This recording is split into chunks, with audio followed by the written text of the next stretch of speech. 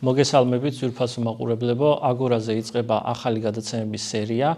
ეს არის ახალი სახეები პოლიტიკაში და ჩვენი პირველი სტუმარი დღეს იქნება გიორგი თავართქილაძე. გამარჯობა გიორგი, მადლობა მომბრძანებისთვის. მადლობა მოწვევისთვის. კითხვებით მოგმართავ პირდაპირ.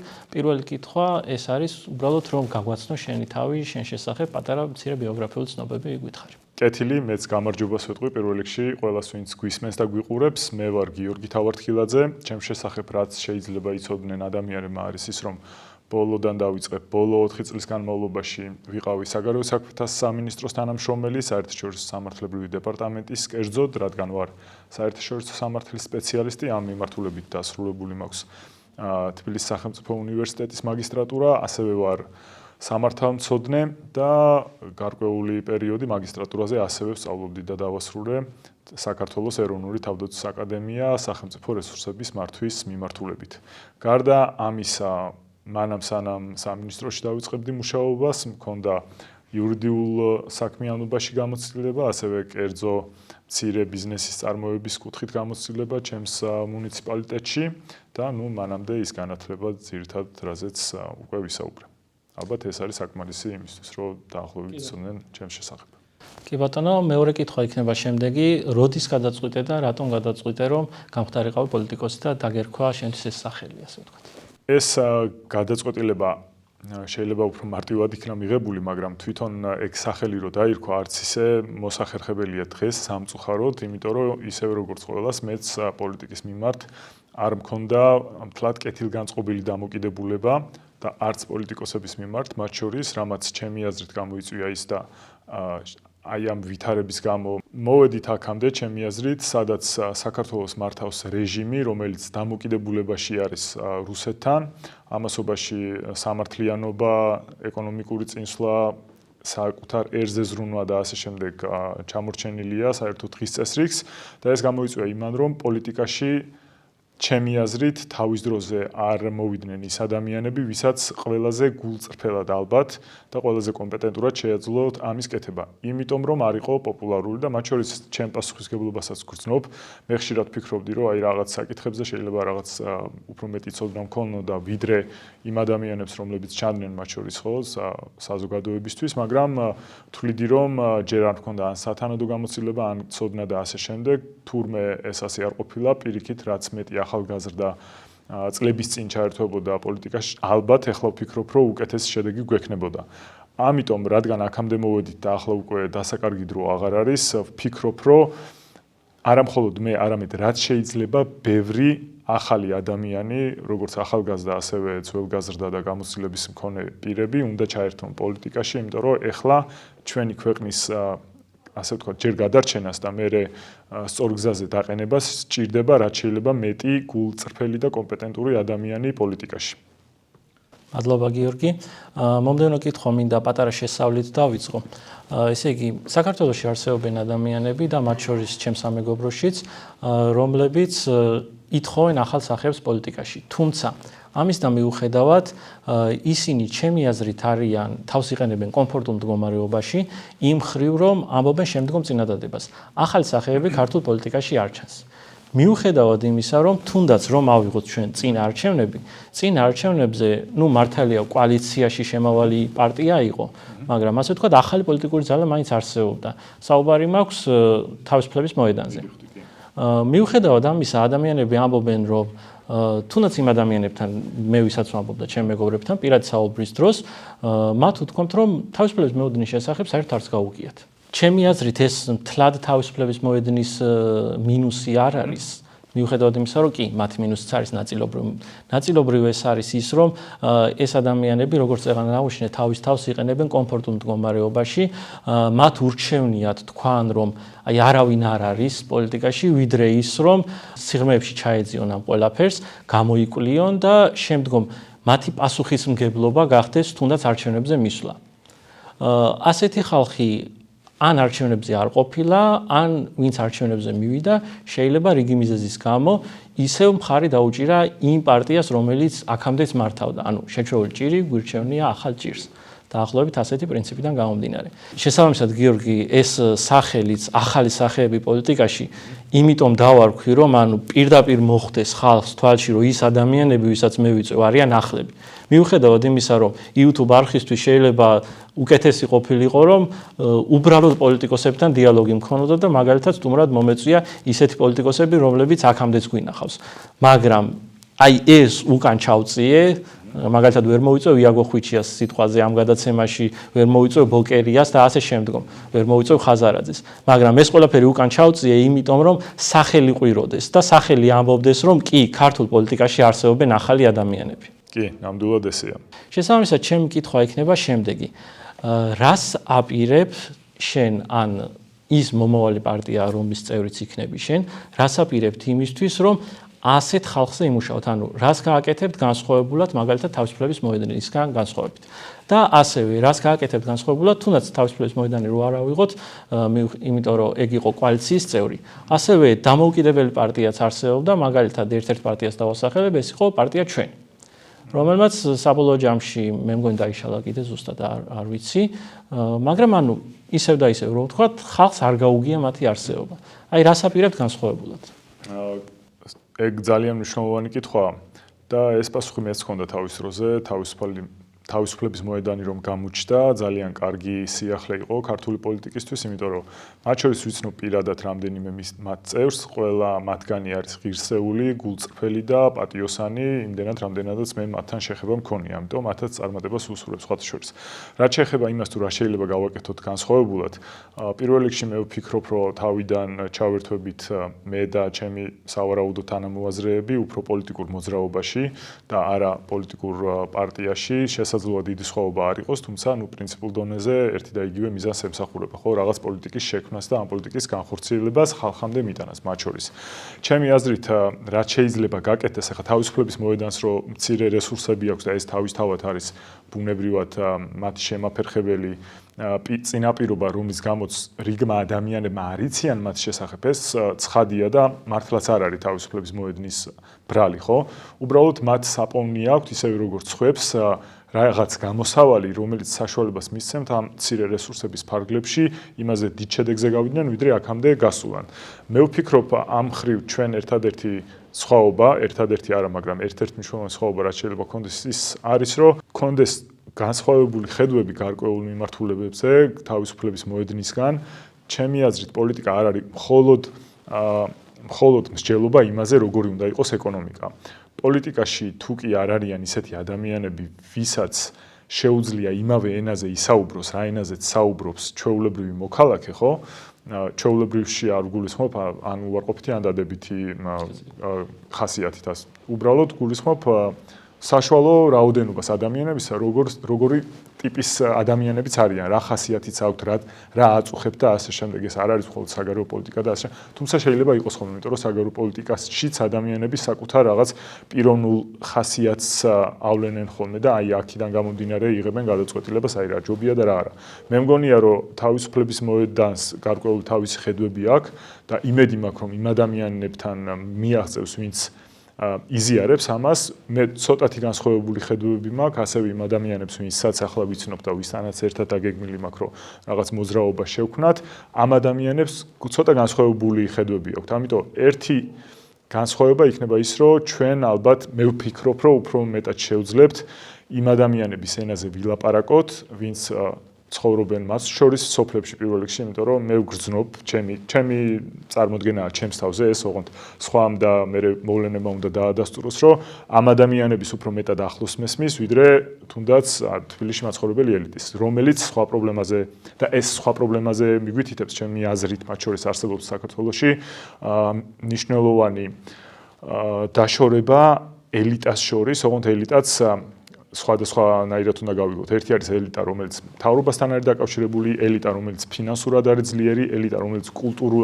ელიტას წარმოადგენს და სამწუხაროდ იმის გამო, რომ გაჭირვებული ქვეყანა ვართ, მათ შორის განსხვავებული და რაღაც ელიტური თითქოს ადგილი უჭირავს საშუალო ფენას, რომელიც ძალიან მცირეა საქართველოში, ვინც თვლის საშუალო ფენას, სინამდვილეში ისინიც არ არიან, ჩემი აზრით, საშუალო ფენის რეალურად საშუალო ფენის წარმომადგენლები და გვყავს ადამიანები, რომლებიც დღიდან დღემდე ცდილობენ, რომ საკუთარი თავი გაიტანონ, ოჯახს რაღაცნაირად საფრთხეები ჩამოაცილონ და ასე შემდეგ და აი მათ შორისაც საკმაოდ დიდი სივრცეა და ეს ყველა სივრცე, რომელიც ამ ელიტებს აშორებს ხალხის უმრავლესობასთან, ხო?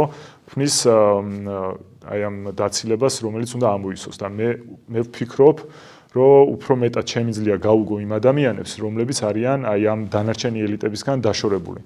და მინდა და იმედი მაქვს ასეც იქნება, რომ ჩემი ხასიათით ან ჩემი წარმოდგენებით და ღირებულებებითაც მათ შორის ვფიქრობ, რომ მათთან შეიძლება უფრო ახლოს ვიყო და მგონია, რომ რაღაც მნიშვნელოვან საკითხებს, რაც მათ ყურამდე არ მიდის, იმიტომ რომ ფიზიკურად არ არსებობს ეგეთი სივრცე, მგონია, რომ უფრო მარტივად შემეძლება რომ მივიტანო. იმედი მაქვს, ოღონდ თამაში, ღვთისწყალობა და შეწევნა დამჭირდება და კიდე თანამოაზრეები და ცოტა გამართლებაც. გიორგი, მოდი მომდევნო კითხვას დაგისვავ. მომდევნო კითხვა იქნება შემდეგნაირი. წარმოიდგინე, რომ ქართული ოცნება როგორიც გახდა 2022 წლის შემდგომ, გულისხმობს საგარეო კურსის ცვლილებას პირველ რიგში.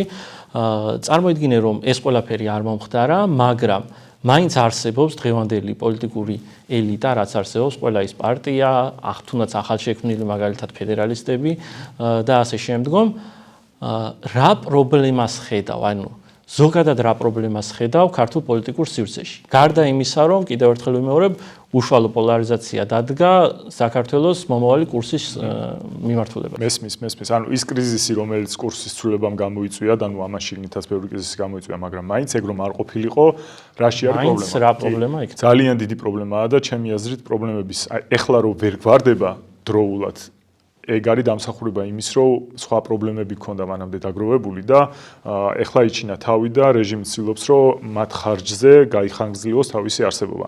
პირველი პრობლემა წეღან რაც ვახსენე, ჩემი აზრით ის არის, რომ ხალხის დიდი ნაწილი გაუცხოებულია მათ შორის პოლიტიკურ ელიტისგან, მათ არა აქვთ ერთი და იგივე სალაპარაკო ენა, სულ მარტივი მაგალითი რომ მოგიყვანოთ, როცა სოფელში ვზივარ ხოლმე ვიჯექი ბაბუასთან ერთად, ან ვზივარ ბებიაჩემთან ერთად და ვუყურებ ნებისმიერ სამთავრობო ან არასამთავრობო ტელევიზიას, ყოველი წინადადებიდან რთულია ამოარჩიო ერთ ან ორ სიტყვაზე მეტი, რომელიც არის მათი სალაპარაკო ენიდან, ქართული ენიდან, აი ძალიან უბრალოდ მარტივ და ისეთ მაგალითს ვიყენებ რა. შეუძლებელია ამ ადამიანებმა, თუ კი არ აქვს სპეციფიური განათლება, ან არ იციან ინგლისური და ასე შემდეგ, გაიგონ რისი გადმოცემა უნდა მთხრობელს ტელევიზიიდან, ხო? ეს არის მარტივი მაგალითი იმ გაუცხოების, რაც არსებობს.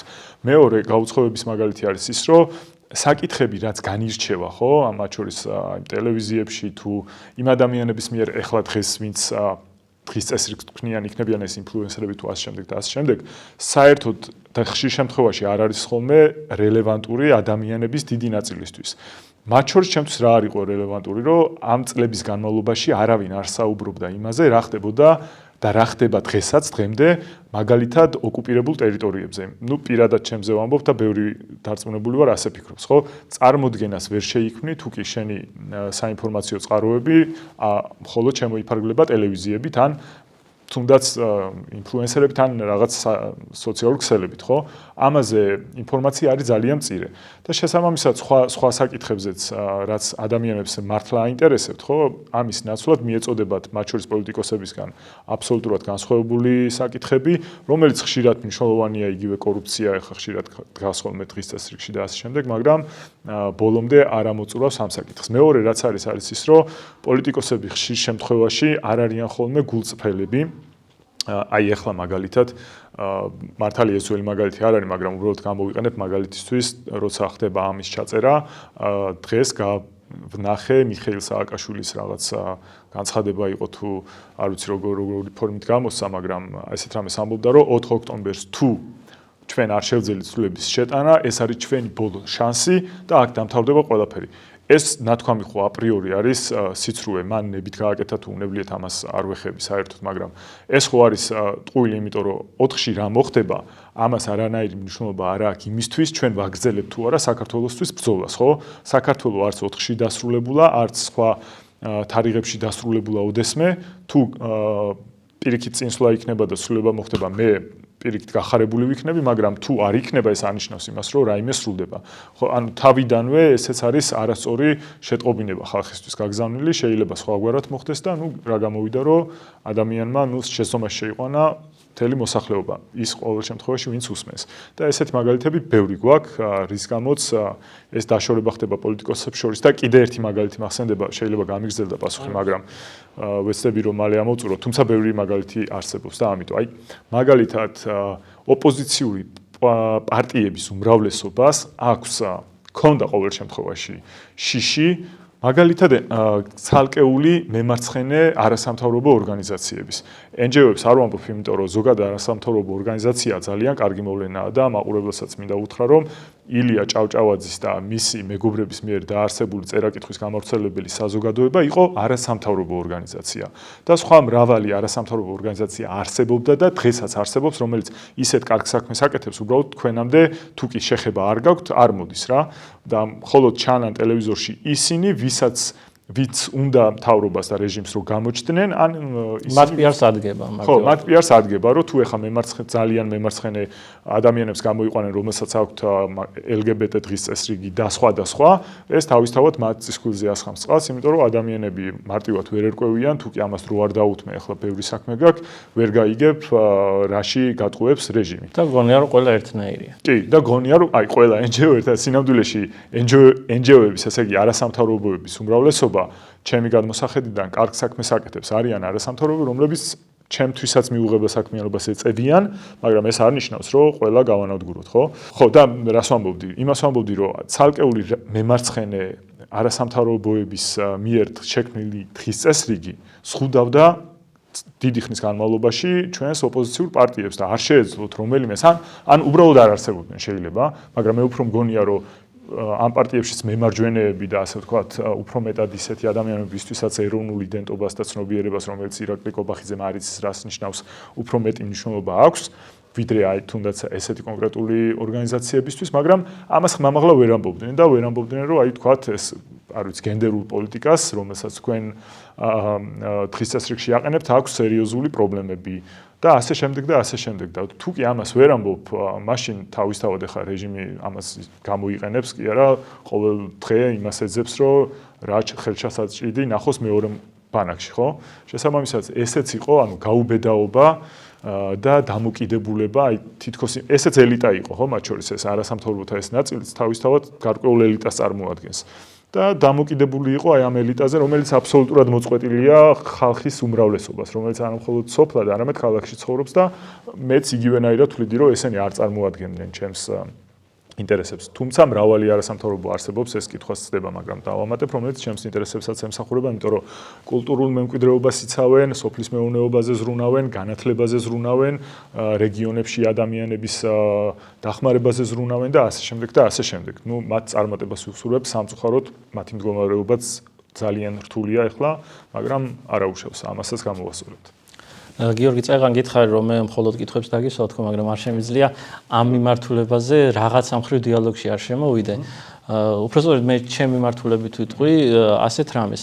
თუნდაც იგივე აქციების დროს ბევრ ადამიანს, თუნდაც იგივე ჩემი სამეგობროდან ბევრ ადამიანს უჩნდებოდა ესეთი კითხვა. აი იმ აქციებზე ვინც დგას იქ და ნუ ასახელებდნენ კონკრეტულ სახელს და გვარებს, რომელთა სოფხედველობა ჩემთვის აბსოლუტურად მიუღებელია, პირდაპირ ვიტყვი. აი მათ გვერდით რა გინდა და ჩემი დამოკიდებულება რეალურად არის ესეთი, რომ მე და იმ ადამიანს რეალურად აქციაზე შეიძლება მართლა მხოლოდ ერთი რამ გვაერთიანებდა, ეს იყო ის, რომ ქართული ოცნება უნდა წასულიყო საქართველოს მმართველობიდან. მაგრამ აქაც კი შეიძლება სხვადასხვა მიზეზები გვაქვს. ანუ მე რატომ არ მინდა ქართული ოცნება და იმას რატომ არ უნდა ქართული ოცნება. შეიძლება აქაც კი განსხვავდება. მაგრამ მოდით ესე ვთქვათ, წარმოვიდგინოთ ესეთ ჰიპოთეტური მაგალითი, ღმერთმა ყველა ქვეყანა დაიფაროს საქართველოც, მაგრამ დაიწყო ომი. და უცებ სანგარში აღმოჩნდა ისეთ ადამიანთან, რომელთანაც არანაირ საერთო არ გაქვს. შენ ხო არ იტყვი, რომ მოდი მე ამ სანგარში არ ვიქნები, ავდგები და სხვაგან წავალ. ანუ დაახლოებით ესეთი დამოკიდებულება იყო ჩემი იმ აქციებზე დგომის დროს იმ ადამიანებთან მიმართებაში, ვისი სოფხედველობაც ჩემთვის მიუღებელია. თუმცა ასეთი ადამიანები პირდაპირ ვიტყვი, რომ ძალიან ცოტანი იყვნენ იქ. უმეტესობასთან ბევრი გადაკვეთა მაქვს, დღემდე მქონდა მაშინაც და ასე შემდეგ. შემიძლია დავამატო ამაზე? მან მაგ კითხვას აი ვისთან ერთად გახარ აქ ორი პასუხი. ერთი შინაარსობრივი, ანუ ღირებულებით როგორ მართლდება და რა ახსნა აქვს იმას, რომ მე ვდგავარ ისეთ ადამიანთან ერთად ერთ სივრცეში, რომელთანაც არ მაქვს საერთო გარდა იმისა, რომ ორივეს გვინდა, რომ რეჟიმი შეიცვალოს. ნუ რადგან ორივე თვლით, რომ რეჟიმი ემსახურება რუსულ ინტერესებს, ხო? ერთი არის ამაზე ღირებულებით შინაარსობრივი პასუხი და მეორე არის აი სუბთად ტექნიკური საკითხი, როგორ შეიძლება სხვაგვარად მოხდეს მაშინ. პირველ მიმართულებაზე პასუხი არის შემდეგი, რომ თუ კი შენ სამშობლოს სჭირდება შენგან რაიმე მოქმედება, ხო? და ეს მოქმედება თქვათ არის, აი ყველაფერს თავი დავანებო, წარმოვიდგინოთ თეორიული სიტუაცია, სადაც არ მჭირდება ახსნა, რომ ეს არის რუსთაველზე დგომა. ამ რუსთაველზე თუ კი შენს გვერდზე ვინმე მოვა, ნებისმიერია, ვინც არ უნდა იყოს. ამის გამო შენ უარს ამბობ, რომ გააკეთო ის, რაც გასაკეთებელი აქვს, რასაც თვლი, რომ გასაკეთებელი აქვს ქვეყნის გულისთვის, ხო? ამაზე თუ უარს ამბობ, მაშინ შენ არ შეგიძლია რომ ქვეყნისთვის იბრძოლო, ისეთი მithumetes ისეთი მარტივი მოვლენის გამო, როცა უბრალოდ განსხვავებული ადამიანი მოდის. ანუ რა მარტივად, ესე იგი, ყოფილა შესაძლებელი შენი დამარცხება. თუ კი უბრალოდ არ შეგიძლია იდგე იქ, სადაც საჭიროა იდგე, მხოლოდ იმიტომ, რომ განსხვავებული ადამიანი მოდის. განსხვავებულობაში მანდ ორი პრობლემა იყო, მე რასაც ხედავ ძირითადად, ერთი ნაცები რო დგანან, მანდ როგორ დგახართო და მეორე, ნუ შეიძლება ისევ ვოუკის. ხო, ვოუკი, ნუ რადიკალური, ან უფრო მეტად მკვეთრად მემარცხენე, მოდი ასე ვთქვათ, ადამიანები, ხო, რომელთა მიმართაც არსებობს პრეტენზია გარკვეული ნაწილისგან საზოგადოებისგან. ამაზე ორი რამე მინდა ვთქვა. ერთი ის, რომ შეუძლებელია ამბობდე და იყო სამართლიანი, რომ ნაცებთან ერთად დგახარო, როცა მთავრობაში, ჩემი აზრით, უფრო მეტი ყოფილი ხელისუფლების და ნაციონალური მოძრაობის წევრი და მაღალი თანამდებობის პირია დასაქმებული, დღეს განათლების მინისტრი არის ყოფილი ნაციონალი და ადეიშვილის მარჯვენა ხელი, შეგვიძლია ასე ვთქვათ, ყავდა ბათუმის მერი, მეგის ქარდავას მოადგილე და ასე შემდეგ და ასე შემდეგ. ახლა მურუსიძეს რო თავი დავანებოთ, ოდიშარიას, რომელიც 2012-ში წირავდა ნაციონალურ მოძრაობას, წინა ნაციონალური მოძრაობის დეპუტატებს, რომლებიც ახლა არიან დეპუტატები და ასე შემდეგ. ანუ ვიდრე პარტიაში არიან დარჩენილი ძველი ნაციონალები, ანუ კალაძე პიარის სახე იყო მიშას. გვირგვლიანი საქმის მერეთან. ყველაზე ერთ-ერთი გარდამტეხი მომენტი ეგ იყო, ხო, წინა რეჟიმის დროს გვირგვლიანი საქმე. ამ საქმის მერეც კი იქ იყო. ამიტომ ეგ არგუმენტი უბრალოდ არ არის სამართლიანი, როცა რეჟიმში ასე ამდენი ყოფილი ნაციონალი ყავს. ნუ ყოფილიც ცოტა ბჭყალებში უფრო უნდა ითქვას. ხო და მეორე მხრივ კიდე აი ტექნიკურად რო ავწეროთ, წარმოვიდგინოთ, რომ ნებისმიერ საკითხის გამო ვართ შეკრებილები და მოდის ადამიანი, რომელთა არ გვინდა მართლა, აი თქვათ არ გვინდა ამასთან ერთად დგომა. აი როგორ უნდა მოვიქცეთ ამაზე პასუხი ვისა აქვს? უნდა ფიზიკურად გავუსწორდეთ ამ ადამიანებს. და ეგ დამატებით პიარი იქნება მათთვის. ეგ დამატებით პიარი იქნება. მაგრამ პიარამდე სანამ მიხვალ, ანუ მაგაზე ვინმე არის თანახმა, მე მაგალითად თავს ჩემი იდენტობის ძირითადი ნაწილები არის, რისგანაც ჩემი მე შედგება, რომ ვარ ქართველი, ვარ ქრისტიანი და ემატება სხვადასხვა აჭარელი და ასე შემდეგ და ასე შემდეგ, ხო? ამ ჩამოთვლილ ჩემს იდენტობებში არ ჯდება ის, რომ ადამიანი თუ კი მოდის ჩემს და დგას უბრალოდ რაღაც სივრცეში, ფიზიკურად გავუსწორდე და ისე გავიყვანო. მე შეიძლება უთხრა, რომ გთხოვ აქ არისო, მაგრამ თუ კი არ შეასრულებს, არ შემიძლია მე რომ ამის გამო სხვაგვარად მოვიქცე. რა თქმა უნდა, არსებობს ვითარებები, როცა მე შემიძლია ძალა გამოვიყენო, განსაკუთრებით როცა თავს ვიცავ ან რაიმე სხვას, მაგრამ ეს ეგეთი სიტუაცია არ არის. თუმცა ყოფილა შემთხვევები, აი მაგალითად, როცა ისეთი ადამიანები, ვინც ჩემი აზრით არ იმსახურებდნენ მაგალითად სცენაზე ყოფნას, იმიტომ რომ იქ მყოფთა უმრავლესობა არ იყო მისი თანამოაზრე და პირიქით უფრო ცუდი ნეგატიური შედეგი ჰქონდა ამას მათ შორის საერთო მიზნებისთვის, მისულ ვარ და მithქვამს, რომ ძალიან გთხოვთ ჩამობრძანდით სცენიდან ან ნუ მიმართავთ ხალხს, იმიტომ რომ ჩვენ არ გვინდა რომ თქვენ მოგმართავდეთ და ჩვენში ვლაპარაკობდი იმ ადამიანების სახელით, ვინც ჩემ ირგვლივ იყო და ვხედავდი რომ ადასტურებდნენ, რასაც ვამბობდი, მაგრამ ეხლა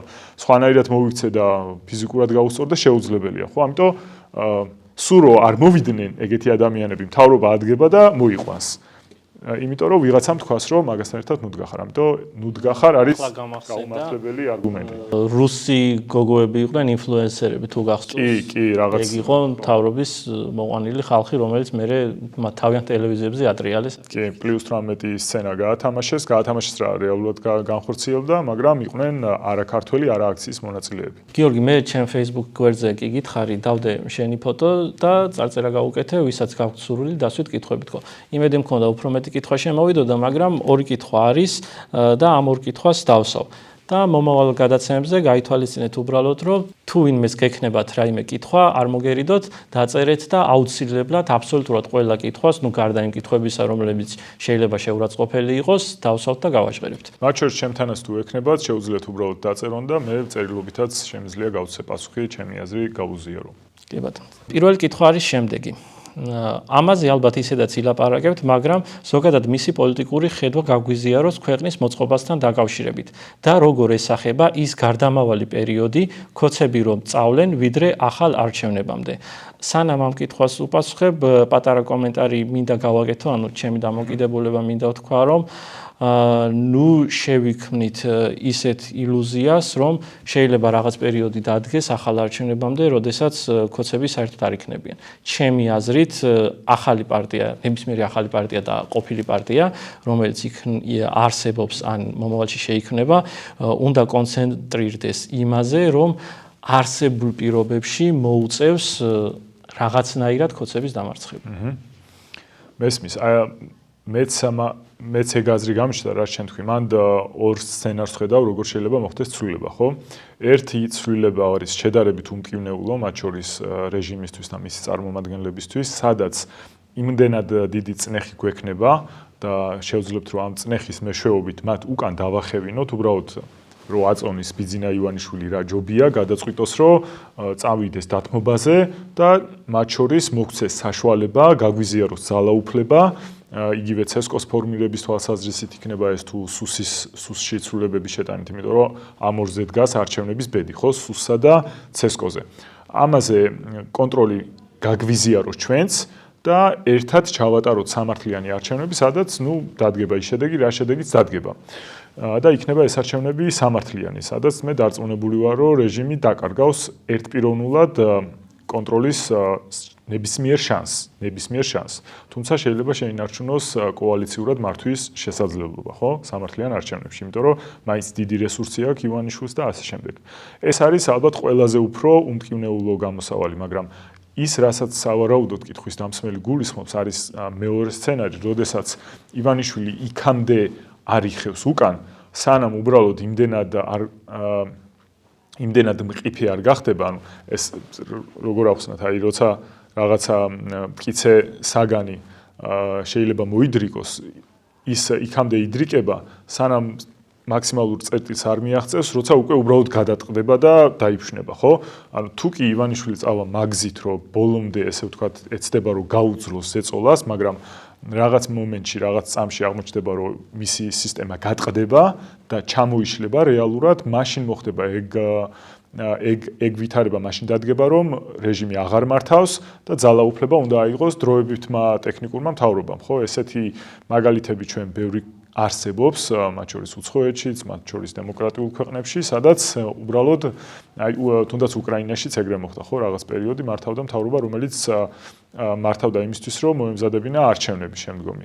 ვინ იქნებიან ამ ტექნიკური მთავრობის ჩამომაყალიბებელი ხალხი და როგორ დაკომპლექტდება ეს ძალაუფლების, ასე ვთქვათ, ცენტრები, ამაზე წინასწარ-თქმა ალბათ გამიჭირდება, მაგრამ ალბათ ისინი და ჩვენ საზოგადოება ყველა მივხვდებით, ის ადამიანები, ვინც მეტნაკლებ სანდოობას პოვებენ მოსახლეობაში რა. უფრო დაწვრილებით ამაზე საუბარი ახლა გამიჭირდება, შეგვიძლია ვისაუბროთ, მაგრამ ალბათ ჯობია კიდე სხვა დრო დავუთმოთ. კი ბატონო. ცალკე ამ კითხვას. გადავიდეთ მომდევნო კითხვაზე. ამ ადამიანს შენ შესახებ სავარაუდოდ გარკვეული ცოდნები უკვე აქვს და გისვავს პირდაპირ ესეთ კითხვას. საჯარო სამსახურში, სადაც მუშაობდა, რა გარემო იყო მის გარშემო და ეხლა ჩაშლა არის რას გულისხმობს. თანამშრომლებს შეეძლოთ ერთმანეთთან თავისუფლად საუბარი, მაგალითად იმაზე, რომ არც ერთი ადამიანი, ვინც აქციების მონაწილეებზე და ჟურნალისტებზე იძალა და არაა დასჭილი. ეს ერთი მაგალითი, მეორე მაგალითი. ან იმაზე, რომ ქალი-ქალია და კაცი-კაცია ლოზუნგებით თავიანთ რიგებში ყავთ უამრავი არატრადიციული სექსუალური ორიენტაციის ადამიანი. ან იმაზე, რომ გარყვნილი დასავლეთის პასპორტები თავად აქვთ. იქ ყავთ ოჯახები და განათლებას იქ ღებულობენ შვილები. მოკლედ რომ თქვა, თავისუფლად საუბრის შიში თუ იგრძნობოდა საჯარო სამსახურში. კარგი კითხვა, იმიტომ რომ ვიცი რომ აინტერესებს მოსახლეობის მნიშვნელოვან ნაწილს. მე შემიძლია ვისაუბრო საგარეო საქმეთა სამინისტროზე, აქ დასამალი არაფერი არ არის, რასაც ახლა ვიტყვი და ვფიქრობ არც კოლეგების მიმართ კოლეგიალობის დარღვევად ჩამეთვლება. მინდა გითხრათ, რომ ჩვენთან მაგალითად აბსოლუტური თავისუფლება ქონდა ამ მხრივ. ჩვენ არ ვიყავით შეზღუდულები და არ თვლიდით, რომ რამენაირად ამის გამო უпростоრად აი თუ კი შევხედავთ ესე რომ ვიცოდით თუ არა რომ ამას შეიძლებოდა გამოეწვია მაგალითად ჩვენი კარიერული წინსვლის შეფერხება, კი, ეგ განცდა რა თქმა უნდა არსებობდა, ოღონდ ეგ განცდა არ ქონდა ჩვენი უშუალო ხელმძღვანელობიდან მომდინარე, ხო, იმიტომ რომ ჩვენი უშუალო ხელმძღვანელობა საკმაოდ ღირსეული ადამიანები არიან დღესაც და ხშირ შემთხვევაში ბევრი ადამიანი ახლა მე არ ვიტყვი ცალკეულზე, მაგრამ იგივე წუხილები აქვთ რა, წუხილები შეიძლება მე მქონდეს და სხვა ადამიანებს, ხო? მაგრამ ის რომ სისტემა ახლა სამინისტროს იმართება პოლიტიკურად მართველი ძალის მიერ. ამიტომ ის რომ ჩვენი ღიად გამოთქმული აზრის გამო შეიძლებოდა შეფერხებები ქონოდა კარიერულ წინსვლაში, ხო, თუნდაც უმცირე ან უფრო მეტი ზიანი მიგვეღო, ეს ვიცოდით. მაგრამ ეს არ ყოფილა შემაფერხებელი ჩვენთვის, რომ გვესაუბრა ღიად არსებულ პრობლემებზე. სავარაუდოდ იმიტომ, რომ 10-დან 9 ადამიანი თითქმის თანხმდებოდით იმაზე, რაზეც მათ შორის აი 28 ნოემბერს შევთანხმდით და 242 თუ 4 თანამშრომელი გახდა უпростоრად საერთო განცხადების ხელმომწერი, რითაც გავემიჯნეთ ირაკლი ყობახიძის განცხადებას დღის წესრიგიდან ამოღებაზე ევროკავშირთან ურთიერთობების, ასე ვთქვათ, გაწევრიანების საკითხისა. ბოდიში შეგაწყვეტინებ, სხვა შორის მე როგორც ვაკვირდები, მე მგონი ყველაზე მეტად საგარეო საქმეთა სამინისტროს თანამშრომლებმა დაიკავეს ეს პოზიცია. ალბათ ეს იქიდან გამომდინარეობს, რომ თქვენ უშუალო შეხება გქონდათ იმ პარტნიორებთან, რომლებიც ფაქტიურად ერთ დღეში უცებ პარტნიორები აღარ აღმოჩნდნენ. და უშუალოდ ამ შეხებიდან გამომდინარე, უშუალოდ იცოდით, რა სიკეთე მოჰქონდათ მათ საქართველოსთვის, ასე რომ. კი. იცი რა, რამდენადაც აი წეღან თქვით ოკუპირებულ ტერიტორიებთან დაკავშირებით, რამდენადაც ეგ საკითხი ოკუპირებული ტერიტორიების არაღიარების და ასე შემდეგ არ არის სამწუხაროდ დღის წესრიგის, ყოველდღიური დღის წესრიგის ერთ-ერთი მნიშვნელოვანი საკითხი, ხო? იმდენად ხალხს შეიძლება არ ესმოდეს, რა დიდი მნიშვნელობა აქვს ჩვენს დასავლერ ყოფილ შეიძლება ითქვას მოკავშირეებთან ურთიერთობას, იმიტომ რომ არა ისინი ჩვენ არაღიარების პოლიტიკას წარმატებით ვერ განვახორციელებთ და წარმატებულია ჩვენი არაღიარების პოლიტიკა იმიტომ, რომ გვყავს რუსეთი, რომელიც აღიარებს სოხუმსა და ცხინვალს, არის მსოფლიოს ყველაზე დიდი ტერიტორიული ქვეყანა, დიდი ჩვენზე გაცილებით დიდი ეკონომიკით, სამხედრო, დიპლომატიური, სადაზვერვო და ასე შემდეგ შესაძლებლობებით, მაგრამ მან მიაღწია მხოლოდ იმას, რომ მისი ჩათვლით 5 ქვეყანას ყავს აღიარებული ცხინვალი და სოხუმი. ეს ვერ მოხდებოდა ფიზიკურად, ჩვენს გვერდში რომ არ ყოფილიყვნენ ევროპელები და ამერიკელები.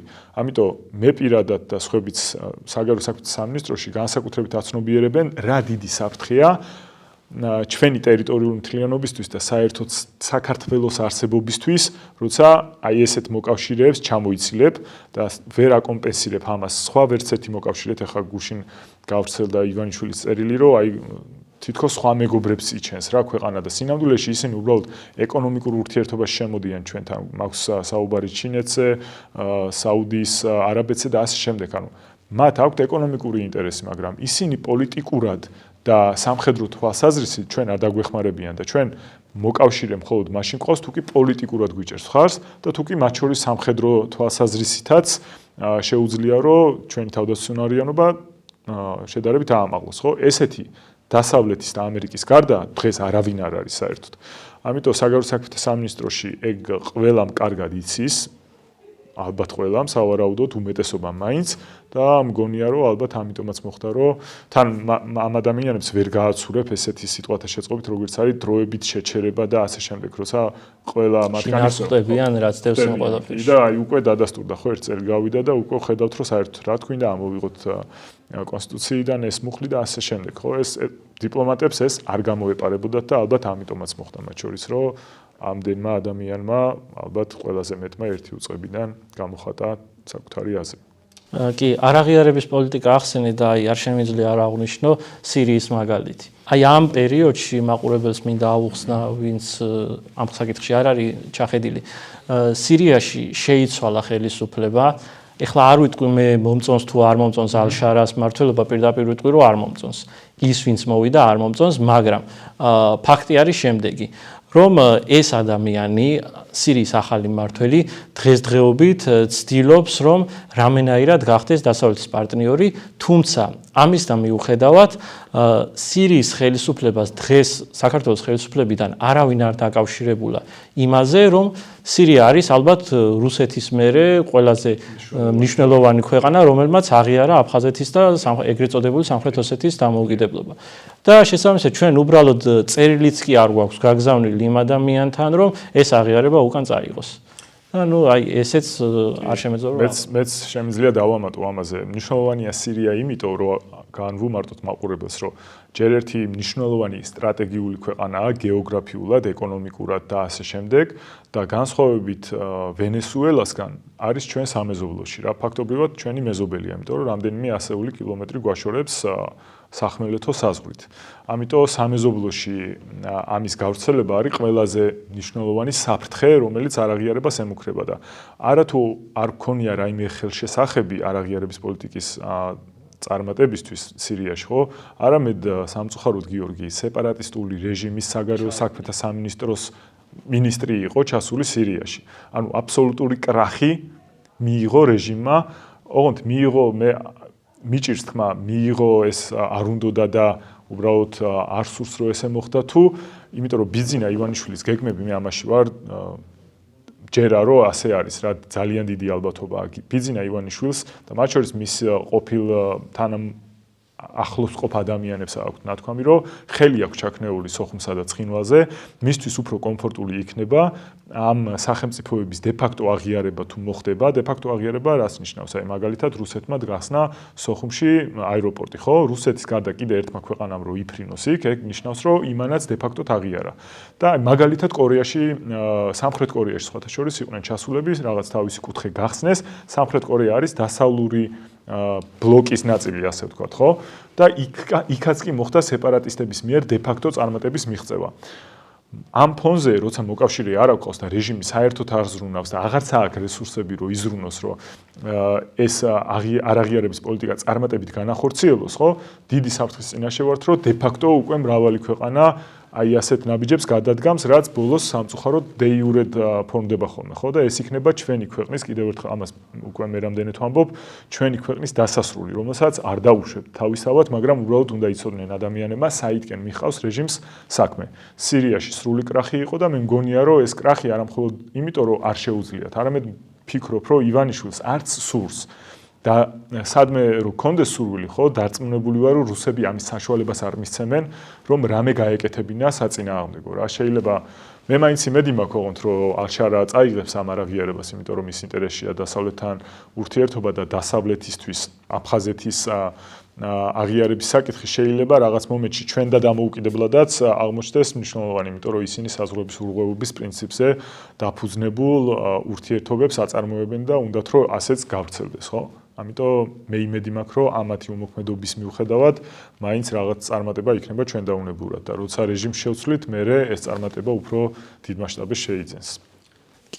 კიდევ ერთ დავამატებ სხვათა შორის აი ბიძინა ივანიშვილმა არჩევნებამდე მოხდა ეს მოვლენა ახსენა ესეთი რამ არ აქვს მნიშვნელობა ახლა ნაციონალური მოძრაობა როგორი მმართველობის რეჟიმი იყო. მან თქვა ესეთი რამ რომ მე მოვაწყობ ნიურნბერგის პროცესს. მაყურებელს მინდა უთხრა ვინც არ იცის ეს საკითხი რომ ნიურნბერგის პროცესი ნიშნავდა შემდგომ რაღაცას რომ იქ გასამართლდა არა მხოლოდ ნაცისტები არამედ იქ ფაქტიურად გერმანია გასამართლდა იმ კუთხით რომ გერმანიას მოუწია ტერიტორიების დათმობა საბოლოო დათმობა რომელიც დღესაც კი არ არის მის იურისდიქციაში შეესაბამისად გერმანიაშიც კი ხო შესაბამისად ნიურნბერგის პროცესი შეიძლება ივანიშვილმა არც იცის რას ნიშნავს, მაგრამ ნიშნავს მაგას.